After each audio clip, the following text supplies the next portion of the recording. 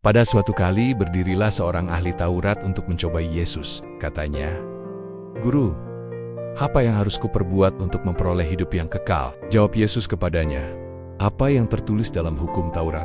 Apa yang kau baca di sana?" Jawab orang itu, "Kasihilah Tuhan Allahmu dengan segenap hatimu dan dengan segenap jiwamu dan dengan segenap kekuatanmu dan dengan segenap akal budimu, dan kasihilah sesamamu manusia seperti dirimu sendiri." Kata Yesus kepadanya, "Jawabmu itu benar. Perbuatlah demikian, maka engkau akan hidup." Tetapi untuk membenarkan dirinya orang itu berkata kepada Yesus, "Dan siapakah sesamaku manusia?" Yesus menjawab, katanya, "Adalah seorang yang turun dari Yerusalem ke Yerikho.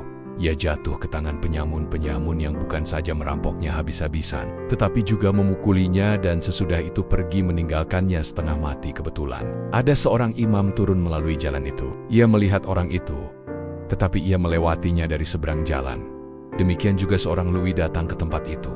Ketika ia melihat orang itu, ia melewatinya dari seberang jalan.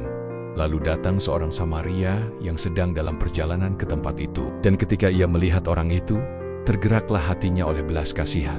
Ia pergi kepadanya lalu membalut luka-lukanya. Sesudah ia menyiramnya dengan minyak dan anggur, kemudian ia menaikkan orang itu ke atas keledai tunggangannya sendiri, lalu membawanya ke tempat penginapan dan merawatnya. Keesokan harinya, ia menyerahkan 2 dinar kepada pemilik penginapan itu. Katanya, "Rawatlah dia, dan jika kau belanjakan lebih dari ini, aku akan menggantinya waktu aku kembali."